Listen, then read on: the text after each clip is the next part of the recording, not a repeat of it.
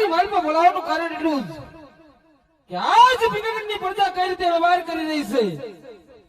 તમારી જેવા રાજા હોય, મારી જેવા પ્રધાન હોય તો શું ઉપાય હોય? તો પ્રધાનજી, આજ રાજા પ્રધાનનો હુકમ છે કે અંદરનું માણસ બહાર ન જાય અને બહારનું માણસ અંદર ન આવે. ડેલી પ્રધાન ચોકી કરો. અહીંયા બેઠો આવે લે કોઈ.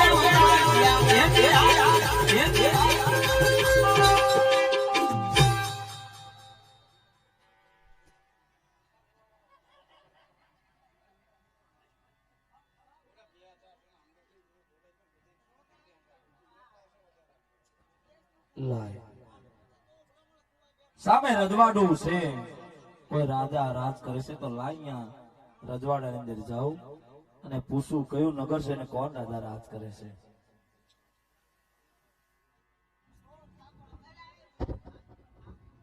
એટલે શેકો ડેલી હોય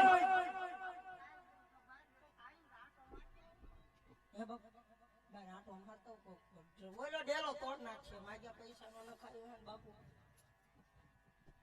આ રીયો રાંદલમાંનો દીધેલો છે, રાંદલમાંનો દીધેલો છે. રાંદલમાંનો દીધેલો ભાઈ. હું આ ચાર ના ભભરાટી બોલાવો છો. પૂછવું તો પડે ને કોઈ ડેલી છે કે નહીં. આ ઉભો તો તમે કોણ છો? તારે હું કામ છે? કામ હોય બોલ ને ભાઈ. શેણાનું ખાધું હોય કે ખીચડી ખાધી હોય એમાં હું થઈ ગયું ને. શું કામ છે બોલો? હું કઉ છું તમારું નામ તો શું છે? મારું નામ? હા, અમે અહીંના પ્રધાન છીએ. તમે અહીંના પ્રધાન છો એમને. તો કયું નગર છે ને કોણ દાદા રાજ કરે છે? એટલે તમારે હું રાખવું છે? અમારે રાખવું નથી. તો પણ તમે સો કોણ ને આ બધું આવીને તરત પૂછવા માંડ્યા. હું દાદા. દાદા તારા ઘરનો એક ઢીકા ભેગો હા કાર્ડ નથી હમણે. આ એમ નથી કેતો. દાદા અહીં એમ જ છે. હું મારા બાપુ કા બાપુ તમારી પાસે મારો દ્વારો આવવાનો હે. એમ નથી કેતો ગોર દાદા. ભૂદેવ હા, શું આયા? એ બધું પત્તાને ન કહેવાનું હોય. લે પત્તો એમ નામ તો થોડો અંદર જવા દેતો જાવ. મારે મહારાજાનું કામ છે.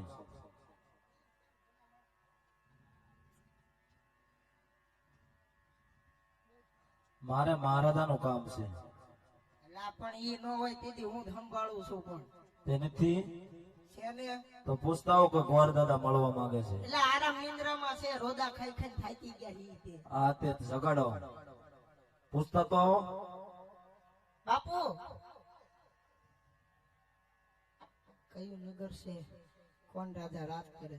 બાપુ હમણાં થી વારો નહીં થાય ને એટલે પૂછ્યું. હા સર. અરે પ્રધાનજી, પિંગળગઢ નગરી છે આને બઢિયા રાજા રાજ કરે છે.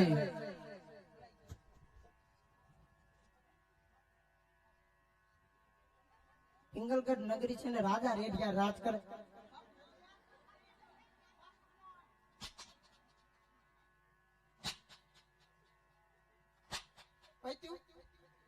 બાપુ લવ વળી જાય આવું થઈ જાય. પિંગલગઢ નગરી છે ને રાજા પડિયા રાજ કરે છે. કઈક અંદર ફટાકા થતા હતા ને એવું હતું. હું બાપુ રમે ત્યાં સીડ્યા હતા. રમે તે સીડા એમ ને. હા. અવાજ બહાર બહુ આવતો હતો. ઈ સુકી જાય ઈ દાંત કાઢે, હું સુકી જાઉં હું દાંત કાઢું, એવું ઠીક હતું. એવું બધું હતું એમને સારું આગ્યું હો, એમને બળે છે. ઠીક એટલું બધું થઈ ગયું તું હા, પિંગલગઢ નગરી છે ને રાજા પટિયા રાજ કરે છે. તમારે એમને મળવું છે બાપુ બાર ભૂદેવ આયા છે, અંદર આવીને રજા માગે છે. અરે પ્રધાનજી, જો રાજના ભૂદે હોય તો માન સહિત લેતા હો, અને જો કઈ રખડિયા બકડિયા ભૂદે હોય તો ડેલેથી ચપટી કાપીને રવાના કરો.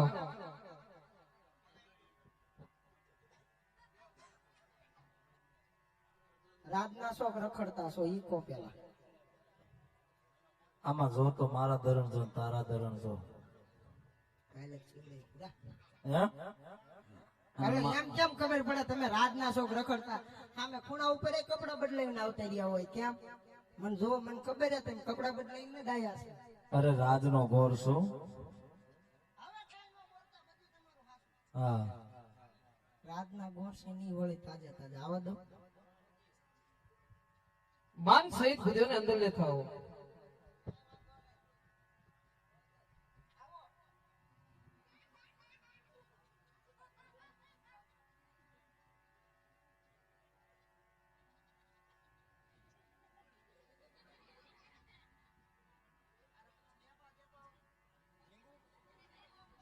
અરે બાપુને જય નારાયણ આજે ભૂદેવના ચરણોમાં પિંગળગઢનો બળિયાર નમન કરે છે. ભૂદેવ, આ દેશના હોય એવું લાગતું નથી.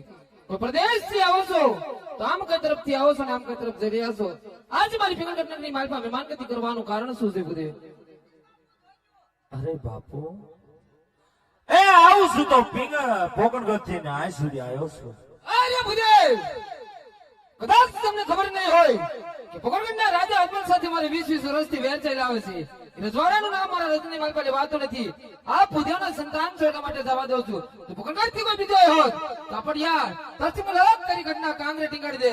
પ્રધાનજી, ભૂદેવને ધક્કા મારી બહાર કાઢો.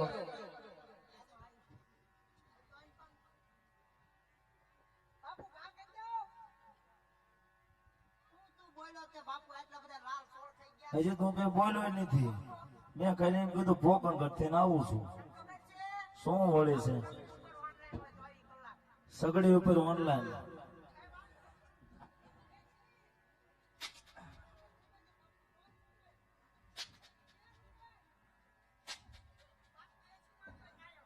એસી માં જ રહે એમને. હું ખાલી બોલો પોકણગઢ થી આવ્યો છું અને આજ સુધી આવવાનું. શું વળે શું હાલે બુંદી કાઠિયા ને બહાટી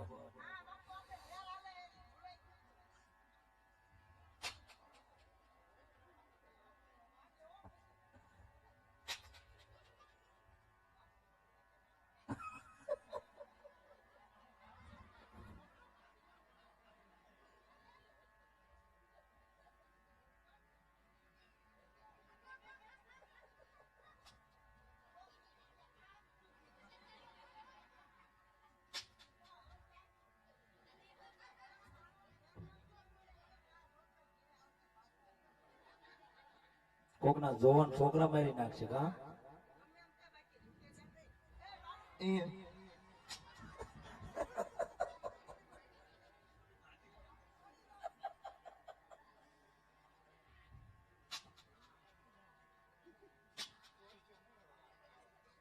તો કહી દે ઝુકેગા.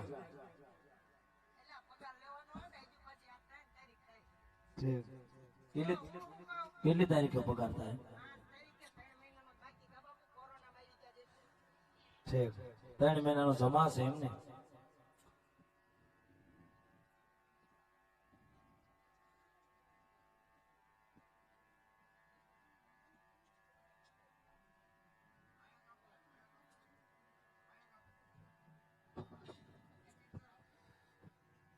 ઓ બાપુ આપણે ત્યાં જ રહેજો, હું તમ તારા બહાર ઊભો.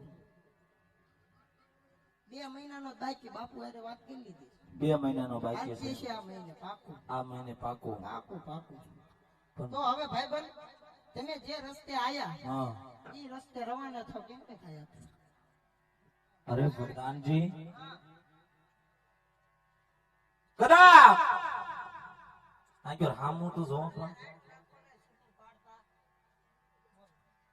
અંદર તો વધારે શીવું પડતી તમને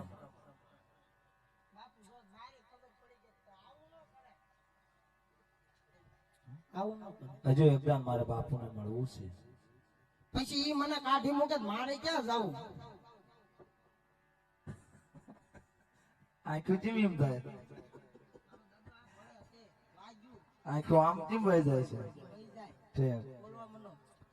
મારે હજુ એકદમ મળવું છે નો મેળ જ ન આવે. ઈ બાપુ પણ જઈને વાત તો કરો કે હજુ એકદમ ગોરદેવ મળવા માંગે છે વિદેશો એટલે શરમ ભરવું ભાઈ. હા શરમ ભરો ને એટલી